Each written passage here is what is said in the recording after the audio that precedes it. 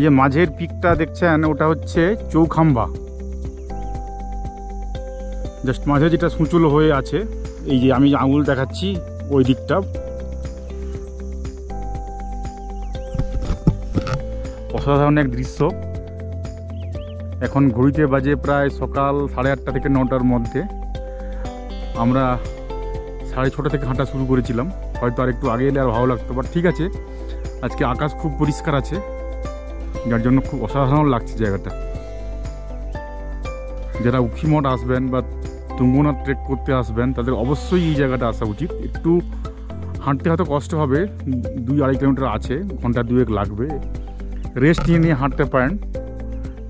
মাঝখানে চায়ের দোকান বা অন্যান্য জল বা অন্যান্য ম্যাগি সবও পাবেন, রেস্টও নিতে পারবেন, সমস্যা নেই কিছু।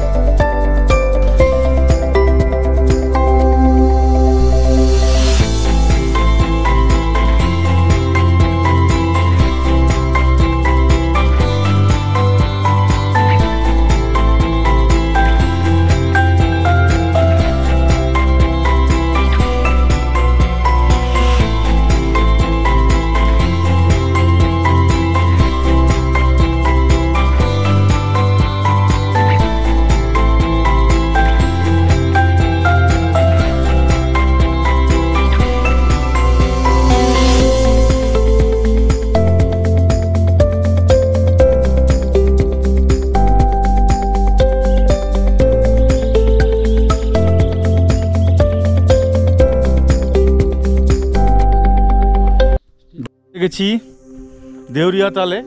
গতকাল আমরা উখিমঠে ছিলাম, আজকে খুব সকালে উখিমঠ থেকে গাড়ি করে সুরি ভিলেজে এসেছি। সেখান থেকে হাঁটতে হাঁটতে প্রায় 2.5 কিলোমিটার পথ পেরিয়ে একটু আপ ছিল আমরা এখানে পৌঁছেছি।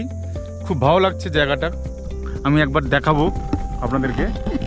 এই যে দেউরিয়া তাল দেখতে পাচ্ছেন, পেছনে ওই যে একটা পর্বতমালা, কুন্তলটার নাম কি? চৌখাম্বা। আরও কিছু পর্বতমালা আছে, বাকি নামগুলো আমি জানি না। তো খুবই এনজয়েবল। আমার সঙ্গে আমার বন্ধু কুন্তল আছে, কুন্তল হাত নেড়ে একটু। পার্থ আছে, ও ক্যামেরা করে ব্যস্ত আছে। সঙ্গে আছে সুব্রত, হাত নেড়ে সুব্রত একটু। তো আমি কুন্তলকে বলবো কিছু বলার জন্য জায়গাটা সম্পর্কে, কারণ ওইগুলো বেসিক্যালি ইন্টারেস্টিং কিছু কথাবার্তা বলে সবসময়। দেউরিয়া তাল হচ্ছে, একে তো জায়গাটার প্রাকৃতিক সৌন্দর্য অসাধারণ। হ্যাঁ, এখানে পেছনে দেউরিয়া তালের উপরে হচ্ছে চৌখাম্বার ছায়া পড়েছে, যেটা আমরা একটু আগেই দেখলাম। আর আশেপাশে এই মুহূর্তে কোনো লোকজন নেই, শুধু পাখির ডাক শোনা যাচ্ছে, ঝিঝির শব্দ শোনা যাচ্ছে। এখানে একদম নিরিবিলি জায়গা। এখানে আমাদের ইচ্ছা করছে আরও কিছুক্ষণ বসে থাকি, কিন্তু বসে থাকার সময়ের অভাব, বসে থাকার তো উপায় নেই। এবারে বিশ্বাসীদের কাছে দেউরিয়া তাল খুবই গুরুত্বপূর্ণ একটা লেক। বৌদ্ধ, জৈন কিংবা হিন্দু প্রত্যেকের কাছেই হচ্ছে দেউরিয়া তাল অত্যন্ত পবিত্র লেক।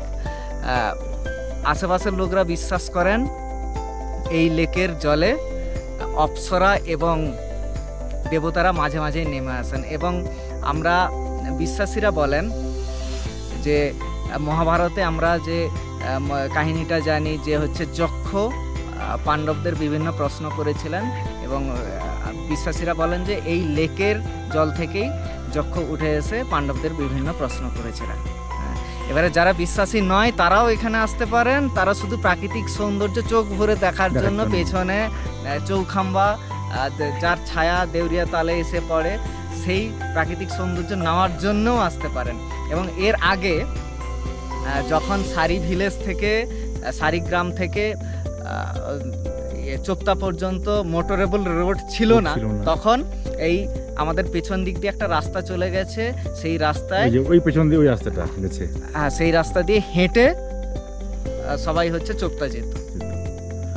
শুধু তাই নয়, আমি যেটা একটু বলে রাখি, এই লেকটার কিন্তু চারিদিকে একটা হাঁটার জায়গাও আছে, আপনি পুরো 1 পাক দিতে পারেন। ইনফ্যাক্ট আমরা 1 পাক দিয়েওছি। একটা মন্দির আছে, আমার খানিকটা ওই বনবিবির মন্দিরের মতো লাগলো, সুন্দরবনে আমরা যেমন দেখি। আমি ঠিক জানি না দেবতাটা কে এখানে। তো খুবই ভালো লাগলো জায়গাটা। এখন দেখি আমরা এখন ব্যাক করবো সুরি ভিলেজে, সেখান থেকে আমরা গাড়ি করে চড়তে যাব, তারপর সেখান থেকে আমরা কালকে সকালবেলা তুঙ্গনাথের উদ্দেশ্যে যাত্রা শুরু করবো।